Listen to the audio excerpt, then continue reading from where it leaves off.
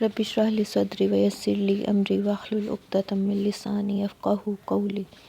پارہ نمبر 7 سورۃ مائدہ۔ اعوذ باللہ من الشیطان الرجیم، بسم اللہ الرحمن الرحیم۔ مومنین کی ایک صفت ذکر فرمائی گئی ہے کہ ایمان والے جب کلام اللہ سنتے ہیں تو ان کے دل نرم ہو جاتے ہیں، پگھل جاتے ہیں اور ان کے آنسو جاری ہو جاتے ہیں۔ اس کلام کی عظمت تو ایسی ہے کہ اللہ تعالیٰ نے فرمایا اگر پہاڑ پہ بھی ہم یہ قرآن نازل کرتے تو وہ اللہ کے خوف سے دب جاتا، لرز اٹھتا۔ تو یہی ایمان والوں کی صفت ہے، یقین رکھتے ہیں کہ انہوں نے حق بات کو پہچان لیا اور وہ عرض کرتے ہیں کہ پروردگار ہم ایمان لائے اور ہمیں ماننے والوں میں لکھ لیجئے۔ تو اللہ تعالیٰ فرماتے ہیں ان کے یہ کہنے کے عوض جنت کے باغ ہم نے ان کو عطا کیے جن کے نیچے نہریں بہہ رہی ہیں۔ یہ شان نزول ہے۔ نجاشی ایک بادشاہ تھا حبشہ کا، اور اس کے پاس ایک وفد بھیجا تھا۔ آپ صلی اللہ علیہ وسلم نے حضرت جعفر بن طیار رضی اللہ تعالیٰ عنہ نے ان کو سورۃ مریم کی کچھ آیات پڑھ کے سنائی، تو جب سنی تو اس کی آنکھوں سے آنسو جاری ہو گئے اور وہ مسلمان ہو گیا تھا اور اللہ کے خوف سے اس کا دل پگھل گیا۔ تو یہ ایمان والوں کی ایک صفت ہے۔ قرآن پاک میں اور جگہ بھی اللہ تعالیٰ فرماتے ہیں کہ ان کے رونگٹے کھڑے ہو جاتے ہیں جب قرآن پڑھا جاتا ہے۔ اس کے بعد مسلمانوں کو حکم دیا جا رہا ہے کہ جو پاکیزہ حلال چیزیں ہیں ان کو اپنے اوپر حرام قرار مت دو، اور جو حلال اور طیب روزی اللہ نے تمہیں دی ہے اس کو کھاؤ۔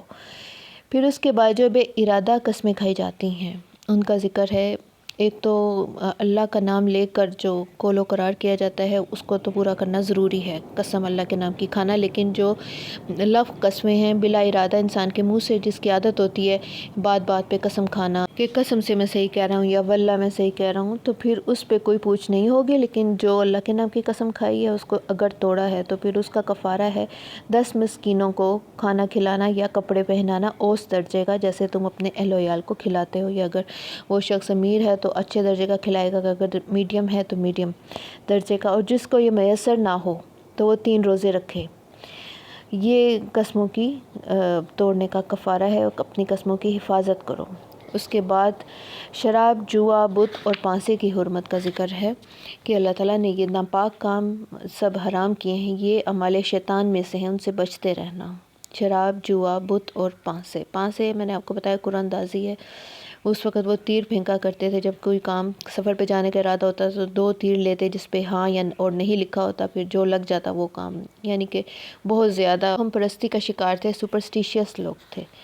تو ان سب چیزوں سے بھی منع کیا گیا ہے۔ شیطان تو شراب اور جوئے کے ذریعے تمہارے اندر دشمنی اور عداوت ڈالنا چاہتا ہے، کیونکہ ان دونوں سے بہت جھگڑے اور فساد پیدا ہوتے ہیں۔ خاص طور پہ شراب پی کے انسان کوئی بھی غلط کام کرنے کو تیار ہو جاتا ہے، کیونکہ اس سے اس کی عقل ماری جاتی ہے، اسی لیے شراب کی حرمت کی گئی ہے۔ اللہ اور رسول کی فرما برداری اور اطاعت کرتے رہو اور ڈرتے رہو، اور جو لوگ نیک اعمال کرتے رہے ان پہ ان چیزوں کا کوئی گناہ نہیں جو پہلے کھا چکے۔ اب صحابہ کرام پریشان تھے کہ اب پہلے جو ہم نے شراب پی، پہلے جو برے، ان کا کیا ہوگا؟ تو اللہ تعالیٰ نے فرما دیا کہ اس سے پہلے جو تم کھا چکے ہو اس کا کوئی گناہ نہیں ہے۔ اے مومنو، تمہیں آزمایا جائے گا حالت احرام میں شکار کرنے سے، جن کو تمہارے ہاتھ اور نیزے پہنچ سکتے ہوں۔ ایسے وقت تم پہ آئیں گے کہ تم احرام کی حالت میں بہت اچھا شاندار شکار دیکھو اور تمہاری پہنچ میں بھی ہو، لیکن تمہیں اس سے رکنا پڑے۔ لیکن انہی باتوں سے اللہ معلوم کرتا ہے کہ اس سے غائبانہ بن دیکھے کون ڈرتا ہے۔ اے ایمان والو، جب تم احرام کی حالت میں ہو تو شکار نہ مارنا، اور جو کوئی جان بوجھ کے اسے مارے گا تو پھر اس کا فدیہ دینا پڑے گا۔ بدلہ کیا ہوگا؟ اسی طرح کا ایک چوپایا جسے جو 2 معتبر شخص مقرر کریں کہ ہاں یہ اسی کی مانند کا جانور ہے، اسی حجم کا، اسی قسم کا، اس کو پھر کعبہ تک پہنچاؤ اس کی قربانی کو، یا پھر کفارہ دو، اس کے بدلے 2 مسکینوں کو کھانا کھلاؤ، یا پھر اس کے برابر روزے رکھو تاکہ اپنے اعمال کا مزہ چکھ سکو۔ اور تمہارے لیے دریا کی چیزوں کا شکار حلال کر دیا گیا حالت احرام میں، لیکن جنگل کی چیزوں کا، خشکی کی چیزوں کا شکار حالت احرام میں تمہارے لیے حرام ہے۔ اور اللہ سے جس کے پاس تم سب جمع کیے جاتے ہو ڈرتے رہو۔ اللہ نے عزت والے گھر یعنی کعبے کو لوگوں کے لیے موجب امن مقرر کیا، اور عزت والے مہینے اور قربانی کے جانور جن کے گلے میں پٹے بندھے ہوں ان سب کو اللہ نے حرام مقرر کیا، جیسے کہ ہم نے اس سے پچھلے لیسن میں سورۃ مائدہ میں پڑھا کہ ذی القعدہ، ذی الحج، رجب اور محرم یہ اللہ تعالیٰ نے پاک مہینے رکھے ہیں، اور ان میں کوئی بھی قتل، خون ریزی، فساد حرام ہے۔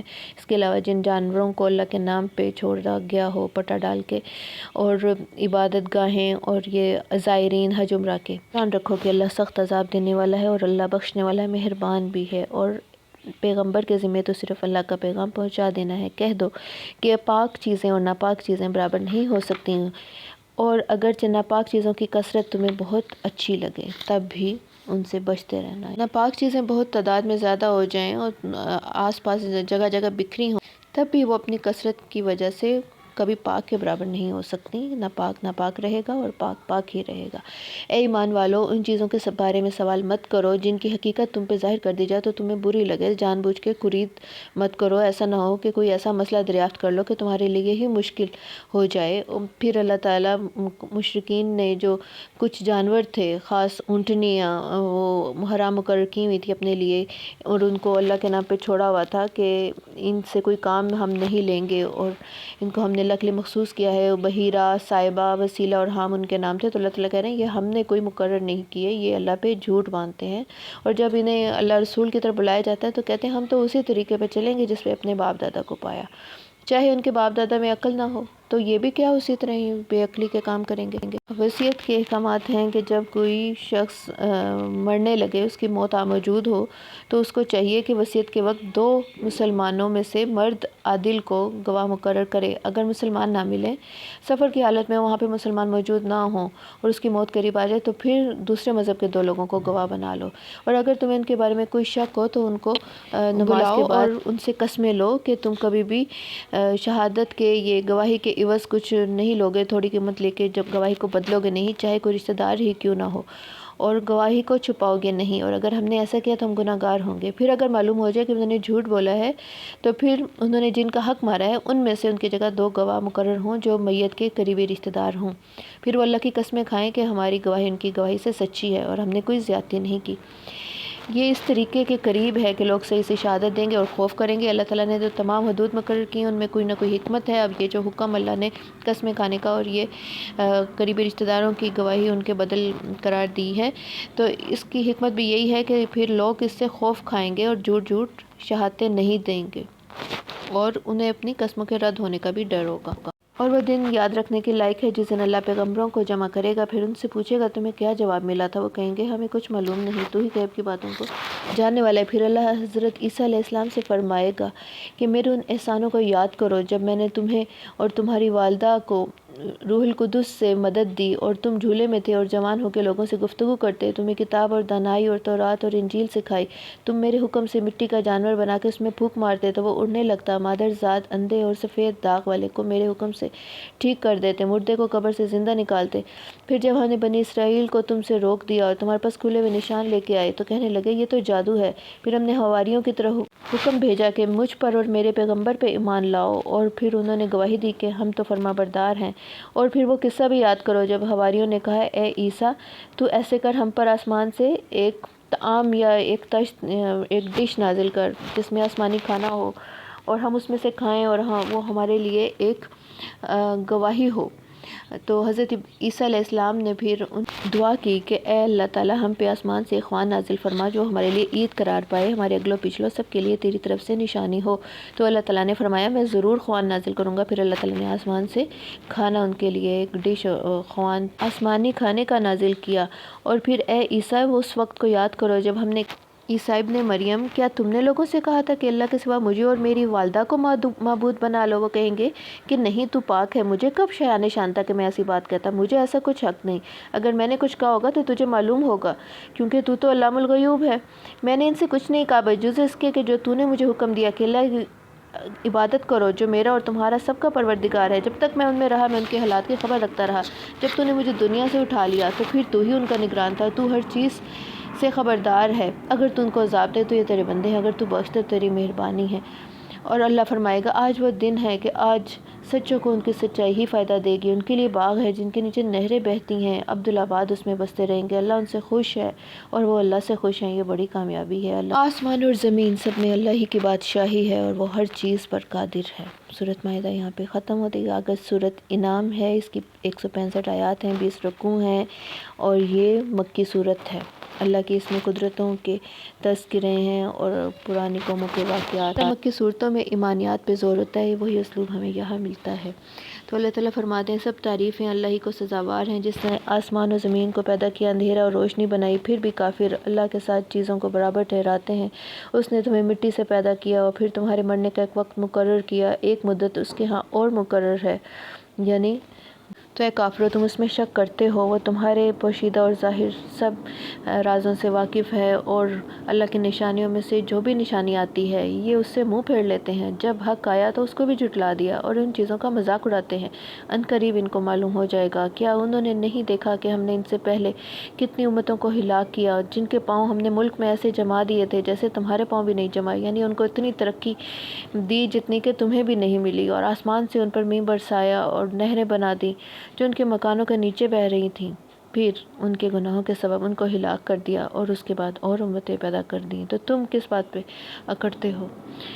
یعنی کہ پرانی قوموں کے واقعات سے ان کو ملامت کرنا مقصود ہے کہ اپنے گناہوں پہ نظر کرو. اور اگر ہم تم پر کاغذوں پر لکھی یہ کتابیں نازل کرتے، یعنی یہ کافروں کا جو شیوہ ہی جھٹلانا ہے، یعنی یہ ضد اور سرکشی کی وجہ سے حق کو جھٹلاتے ہیں. تو اللہ تعالیٰ فرماتے ہیں کہ اگر ہم کاغذوں میں لکھی یہ کتاب نازل کرتے، اسے اپنے ہاتھوں سے ٹٹول لیتے، تب بھی یہ جو کافر ہیں وہ یہی کہتے کہ یہ تو جادو ہے.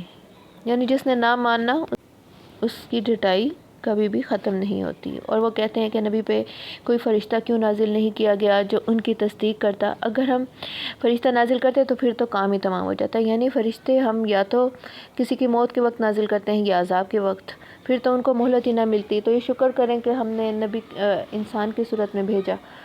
اور اگر ہم کسی فرشتے کو بھیجتے تو بھی اسے مرد کی صورت میں ہی بھیجتے، تو پھر بھی وہ یہی شک و شبہ کرتے جو کہ اب کر رہے ہیں. کیونکہ ظاہر ہے جب کسی کے لیے ماڈل بنایا جاتا ہے تو وہ اسی جنس کا ہوتا ہے نا، کے لیے بھیجا گیا ہو انسانوں کی ہدایت کے لیے. تو اب انسان کو ہی نمونہ بنا کے بھیجنا تھا نا کہ یہ سختیں انہوں نے برداشت کی، اس طرح عبادت کی، اس طرح ان کے پاؤں میں ورم پڑ جاتے تھے، تو تب بھی یہ نہیں مانتے. تو اگر کوئی فرشتہ ہوتا تب تو انہوں نے واضح طور پہ یہی دلیل دینی تھی اور بہانہ بنانا تھا کہ یہ تو فرشتہ ہے، یہ کام کر سکتا ہے، ہم کہاں کر سکتے ہیں. سیمپل تو پھر اسی قسم کا ہوتا ہے نا، وہ انسان خود تھے گوشت پوش کے، تو اسی لیے ان کے ساتھ ایسا ہی بشر نبی بنا کے بھیجا گیا. تم سے پہلے نبیوں کے ساتھ بھی یہ مذاق کرتے رہے، سو ان کی سزا نے ان کو آ گھیرا. تو کہو کہ اے منکرین رسالت، تم ملک میں چلو پھرو، سیرو فی الارض، زمین میں چل پھر کے دیکھو کہ جھٹلانے والوں کا کیا انجام ہوا. ان کے کھنڈرات ابھی بھی موجود ہیں جو عاد و سمود کے ہیں، ان کو جا کے ان سے عبرت حاصل کرو. ان سے پوچھو کہ آسمان و زمین میں جو کچھ ہے یہ کس کا ہے؟ کہہ دو کہ اللہ کا ہے. اس نے اپنی ذات پاک پہ رحمت کو لازم کر لیا، یہ ہمارے لیے بہت احسان ہے. کتب علی نفسہ الرحمہ، اللہ پاک نے فرمایا کہ اس نے رحمت کو اپنے اوپر فرض کر لیا ہے. اگر وہ غضب اور غصے کو اپنے اوپر لازم قرار دے دیتا تو بھی ہم کیا کر سکتے تھے. اور وہ تم سب کو قیامت کے دن ضرور جمع کرے گا، اور مخلوق جو رات اور دن میں بستی ہے سب اسی کی ہے، اور وہ سنتا جانتا ہے. کہو کیا میں اللہ کو چھوڑ کے کسی اور کا مددگار بناؤں، جبکہ آسمان و زمین کو پیدا کرنے والا وہی ہے. وہ کھانا دیتا ہے اور خود کسی سے کھانا نہیں لیتا. اور یہ بھی کہہ دو کہ مجھے یہ حکم ہے کہ میں سب سے پہلے اسلام لانے والا ہوں، اور اے پیغمبر تم مشرکوں میں سے نہ ہونا. اور کہہ دو کہ میں اپنے پروردگار کی نافرمانی کروں تو مجھے بھی بڑے دن کے عذاب کا خوف ہے. جس شخص سے اس روز عذاب ٹال دیا گیا اس پہ اللہ نے بڑی مہربانی کی. اگر اللہ تمہیں کوئی سختی پہنچائے تو اس کے سوا سے کوئی دور کرنے والا نہیں، اور اگر نعمت اور راحت عطا کرے تو کوئی اس کو روکنے والا نہیں. بے شک وہ ہر چیز پر قادر ہے، وہ اپنے بندوں پہ غالب ہے، وہ دانا ہے اور خبردار ہے. ان سے پوچھو کہ سب سے بڑھ کے انصاف کی شہادت اور کس کی ہوگی. کہہ دو کہ اللہ ہی مجھ میں اور تم میں گواہ ہے، اور قرآن مجھ پہ اس لیے اتارا گیا ہے کہ اس کے ذریعے میں تمہیں اور جس شخص تک یہ کلام پہنچ سکے اس کو آگاہ کر دوں. جن لوگوں پہ کتاب اتاری گئی، یعنی کہ اہل کتاب اس کو اچھی طرح سے پہچانتے ہیں، اس میں نشانیاں آخری نبی کی موجود ہیں جس طرح وہ اپنے بیٹوں کو پہچانتے ہیں، لیکن وہ اپنے آپ کو نقصان میں اور خسارے میں ڈال رہے ہیں. اور اس شخص سے بڑا ظالم کون ہوگا جس نے اللہ پہ جھوٹ باندھا، اس کی آیتوں کو جھٹلایا. اور جس دن ہم سب لوگوں کو جمع کریں گے پھر مشرکوں سے پوچھیں گے آج تمہارے شریک کہاں ہیں جن کا تمہیں دعویٰ تھا. تو ان سے کچھ بہانہ نہ بن پڑے گا بجز اس کے کہ وہ کہیں اللہ کی قسم جو ہمارا پروردگار ہے ہم اس کے شریک نہیں بناتے. تو اس دن بھی جھوٹ بولا. جھوٹ بولیں گے، دنیا میں بھی بولتے ہیں، دیکھو انہوں نے اپنے اوپر کیسا جھوٹ بولا، اور جو کچھ یہ افطرا کرتے تھے سب ان سے جاتا رہا۔ ان میں سے بعض ایسے ہیں جو تمہاری آیتوں پر، تمہاری باتوں پر کان رکھتے ہیں، اور ہم نے ان کے دلوں پہ پردے ڈال دیے ہیں تاکہ وہ ان کو سمجھ نہ سکیں، اور کانوں میں ثقل پیدا کر دیا ہے تاکہ سن نہ سکیں۔ اگر یہ تمام نشانیاں بھی دیکھ لیں تب بھی یہ ایمان نہ لائیں گے۔ کاش کہ تم ان کی حالت اس وقت دیکھو جب یہ آگ پہ کھڑے کیے جائیں گے، اور جو کچھ یہ چھپایا کرتے تھے آج ان پہ ظاہر ہو جائے گا۔ اگر یہ دنیا میں واپس بھی لوٹائے جائیں تب بھی جن کاموں سے ان کو منع کیا یہ پھر وہی کریں گے۔ اللہ تعالیٰ کو اتنا یقین ہے، ظاہر ہے وہ علم الغیب ہے، کہ اگر ابھی تو یہ بڑی توبہ تلافی کر رہے ہیں قیامت کے دن، دنیا میں اگر دوبارہ بھی بھیج دیا تب بھی انہوں نے وہی کام کرنے ہیں، کیونکہ ان کی فطرت میں ہی ڈٹائی اور سرکشی ہے۔ اور وہ کہتے ہیں کہ یہ ہماری دنیا کی زندگی ہے، ہم مرنے کے بعد پھر زندہ نہیں ہوں گے، یعنی جس طرح دنیا میں لوگوں کے خیالات باطل تصورات ہیں کہ ایٹ ڈرنک اینڈ بی میری، کھاؤ پیو مزے کرو، اے جگ میٹھا تے اگلا کنے ڈٹھا، یہ جو کہاوت ہے کہ بھئی یہ دنیا تو میٹھی ہے نا، اگلا دیکھا جائے گا۔ تو یہ جب آگ پہ کھڑے کیے جائیں گے تو ان سے پوچھا جائے گا کہ کیا یہ دوبارہ زندہ ہونا برحق نہیں؟ تو کہیں گے کیوں نہیں، پروردگار بالکل برحق ہے۔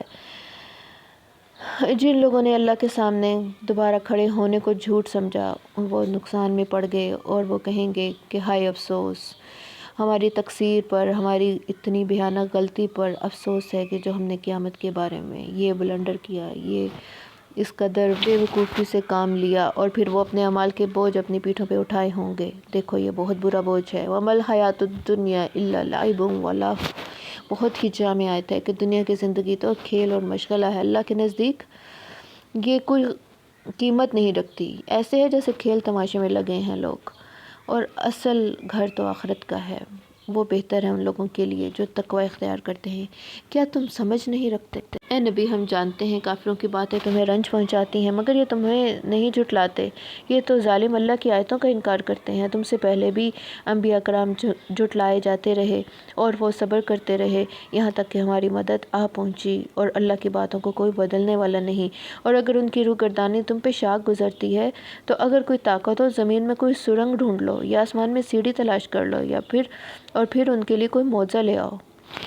وَمَا مِن دَابَّةٍ فِي الْأَرْضِ وَلَا طَائِرٍ يَطِيرُ بِجَنَاحَيْهِ، اور زمین میں جو چلنے پھرنے والے حیوان یا دو پروں والے اڑنے والے پرندے ہیں ان کی بھی تم لوگوں کی طرح جماعتیں ہم نے کتاب محفوظ میں کسی چیز کے لکھنے میں کوئی کوتاہی نہیں کی۔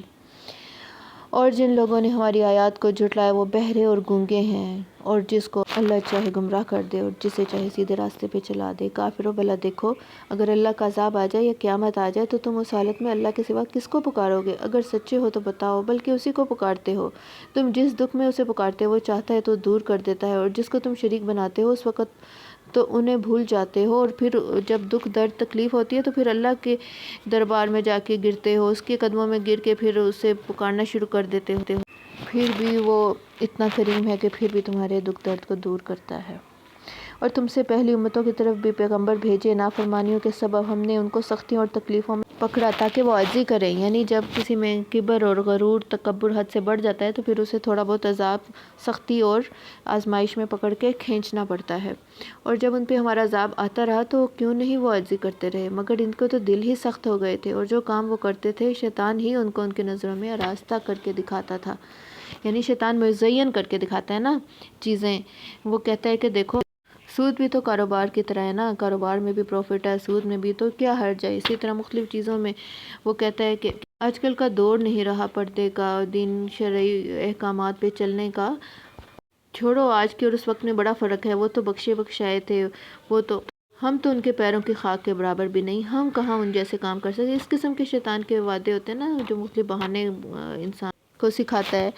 اور پھر جب انہیں جو نصیحت ان کو کی گئی تھی پرانی قوموں کو انہوں نے اس کو فراموش کر دیا تو پھر ان پہ ہر چیز کے دروازے کھول دیے گئے، اور جب وہ بہت خوش ہو گئے تو ہم نے ان کو پکڑ لیا۔ یہ ڈھیل کا ذکر کیا جا رہا ہے کہ جب کوئی قوم سرکشی کرتی ہے تو پھر ایک ڈھیل کے طور پہ اللہ تعالیٰ ہر نعمت وافر اس کو عطا کر دیتا ہے، ہر چیز کے خوشحالی کے دروازے کھول دیتا ہے، پھر جب خوب اس میں مست ہو جاتے ہیں تو پھر اچانک ان کو پکڑ لیتا ہے، تو پھر وہ مایوس کے مایوس ہی رہ جاتے ہیں، پھر ان ظالم لوگوں کی جڑ کاٹ دی گئی، اور سب تعریف اللہ ہی کو سزاوار ہے۔ ان کافروں سے کہو بھلا دیکھو، اللہ تمہارے کان اور آنکھیں چھین لے اور تمہارے دلوں پہ مہر لگا دے تو اللہ کے سوا کون سا معبود ہے جو نعمتیں یہ تمہیں دوبارہ بخشے؟ اور کس کس طرح ہم اپنی آیتیں بیان کرتے ہیں، پھر بھی یہ لوگ روگردانی کرتے ہیں۔ اے نبی، آپ ان سے کہہ دیجئے، نہ میرے پاس غیب کے خزانے ہیں، نہ میں عالم الغیب ہوں، نہ میں کہتا ہوں میں فرشتہ ہوں۔ میں تو ان احکامات کی اطاعت کرتا ہوں جو مجھ پہ اتارے جاتے ہیں، جو وحی مجھ پہ بھیجی جاتی ہے۔ تو میں نے کب کہا کہ میں کوئی مافوق الفطرت ہستی ہوں؟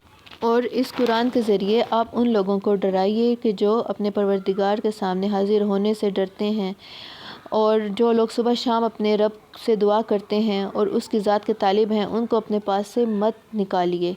ان کے حساب کی جواب دہی تم پہ کچھ نہیں، یعنی ان کو اپنے پاس سے دھتکاریے نہ، جو کہ اللہ کی صبح شام خوشنودی کے طالب ہیں۔ اور دولت مند جو ہیں وہ غریبوں کی نسبت کہتے ہیں کیا یہی لوگ ہیں جن پہ اللہ نے فضل کیا، جن پہ ہدایت اتارنی تھی، نبی بھیجنا تھا، جن کے پاس دنیا کا کوئی مال ہی نہیں؟ تو اللہ تعالیٰ ان کی نفی کرتے ہیں کہ کیا اللہ تعالیٰ شکر کرنے والے سے واقف نہیں؟ اور جب تمہارے پاس ایسے لوگ آیا کریں جو ہماری آیتوں پہ ایمان لاتے ہیں تو ان سے السلام علیکم کہا کریں۔ اللہ نے اپنی ذات پہ رحمت کو لازم کیا۔ تم میں سے نادانی میں جو کوئی برا حرکت کر بیٹھے تو پھر وہ توبہ کر لے، اللہ تعالیٰ غفور الرحیم ہے۔ اور ان سے کہہ دیجئے کہ میرے پاس وہ عذاب نہیں جس کی تم جلدی کرتے ہو، میں وہ لانے پہ قادر نہیں، میں تو اپنے پروردگار کی روشن دلیل پہ ہوں۔ اور اگر میرے پاس وہ چیز ہوتی جس کے لیے تم جلدی مچا رہے ہو، اگر میں کوئی عذاب لانے پہ قدرت رکھتا ہوتا تو میرے اور تمہارے درمیان فیصلہ ہو چکا ہوتا۔ اسی کے پاس، اللہ کی ہستی کے پاس غیب کی کنجیاں ہیں جن کو اس کے سوا کوئی نہیں جانتا، اور جنگلوں دریاؤں کی سب چیزوں کا علم اسے ہے۔ کوئی پتہ نہیں جھڑتا مگر وہ اس کو جانتا ہے، اور زمین کے اندھیروں میں کوئی دانہ اور کوئی ہری سوکھی چیز ایسی نہیں مگر کتاب روشن میں لکھی ہوئی ہے۔ ایک ایک چیز درج ہے اللہ کے ہاں لوح محفوظ میں موجود ہے۔ وہ اپنے بندوں پہ غالب ہے، تم پہ نگہبان مقرر کرتا ہے، یعنی جو فرشتے ہر وقت ہمارے دائیں بائیں موجود ہوتے ہیں، اور جب کسی کی موت آتی ہے تو فرشتے اس کی روح قبض کرتے ہیں، پھر قیامت کے دن وہ اپنے مالک برحق کے پاس لے جائے جائیں گے۔ بھلا پوچھو کہ جنگلوں اور دریاؤں کے اندھیروں میں کون تمہیں مخلصی دیتا ہے، اور کون ہے جو تمہیں ہر طرح کی تنگی سے نجات دیتا ہے، اور وہ اس پہ بھی قدرت رکھتا ہے کہ تمہارے اوپر سے عذاب بھیجے یا تمہارے پاؤں کے نیچے سے، یا تمہیں فرقہ فرقہ کر دے اور ایک دوسرے سے لڑا کے لڑائی کا مزہ چکھا دے۔ جب تم ایسے لوگوں کو دیکھو جو ہماری آیات کے بارے میں بیہودہ بکواس کر رہے ہیں تو ان سے الگ ہو جاؤ، یعنی کہ ایسے لوگوں کے ساتھ قطعی طور پہ مسلمان کا بیٹھنے کا کوئی جواز نہیں بنتا کہ جو دین کے بارے میں کوئی فضول بحثیں کر رہے ہوں۔ ان لوگوں کو چھوڑ دو جنہوں نے دین کو کھیل تماشا بنایا اور دنیا نے ان کو دھوکے میں ڈالا۔ ہاں، قرآن کے ذریعے ان کو نصیحت کرتے رہو، اور اس دن ان کا کوئی دوست ہوگا نہ سفارش کرنے والا، اور زمین پہ ہر چیز کا بطور معاوضہ دینا چاہیں تو قبول نہیں ہوگی، اور یہی لوگ اپنے اعمال کی وجہ سے ہلاکت میں ڈالے گئے، ان کو پینے کے لیے کھولتا ہوا پانی اور دکھ دینے والا عذاب دیا جائے گا۔ کوئی کہہ دیجئے کہ اللہ کی ہدایت ہی اصل ہدایت ہے، اور نماز قائم کرو اور اس سے ڈرتے رہو، اور اسی کے پاس تم اکٹھے کیے جاؤ گے۔ اسی نے آسمان و زمین کو تدبیر سے پیدا کیا، جس دن وہ کہے گا کہ ہو جا تو ہو جائے گا، حشر برپا ہو جائے گا، اس کا ارشاد برحق ہے۔ اس دن سور پھونکا جائے گا، اسی کی بادشاہت ہوگی، وہی پوشیدہ اور حاضر کا جاننے والا ہے۔ جب ابراہیم علیہ السلام نے اپنے باپ سے کہا، آزر سے کہا، وہ وقت بھی یاد رکھنے کے لائق ہے، کیا تم بتوں کو معبود بناتے ہو؟ اسی طرح ہم نے حضرت ابراہیم علیہ السلام کو آسمان اور زمین کے عجائبات دکھائے، قدرت کے مناظر دکھائے، اور ان کے دل میں ایمان راسخ ہو گیا اور بن دیکھے اللہ کو ماننے لگے۔ ان کا واقعہ نقل ہے، جب رات ہوئی اور ستارہ دیکھا تو کہنے لگے کہ یہ ستارہ میرا رب ہے، پھر جب چاند نکلا تو کہنے لگے کہ یہ ذات گیا، تو کہنے لگے میں تو ڈوبنے والوں کو پسند نہیں کرتا، پھر سورج کو دیکھا کہ جگمگا رہا ہے تو کہنے لگے یہ بڑا ہے، یہ میرا پروردگار ہے، مگر جب وہ بھی غروب ہو گیا تو کہنے لگے کہ میں تو ان چیزوں سے بیزار ہوں، میں تو یکسو ہو کر اپنے آپ کو اس ذات کی طرف متوجہ کرتا ہوں جس نے آسمان و زمین کو پیدا کیا، اور میں مشرکوں میں سے نہیں۔ ان کی قوم ان سے بحث کرنے لگی تو انہوں نے بڑی حکمت کے ساتھ ان کو سمجھایا کہ جس چیز کی کوئی سند ہی نہیں ہے میں بھلا اس پہ ایمان کیوں لاؤں، اور جو لوگ ایمان لائے اور اپنے ایمان کو شرک سے مخلوط نہیں کیا تو ان کے لیے امن ہوگا۔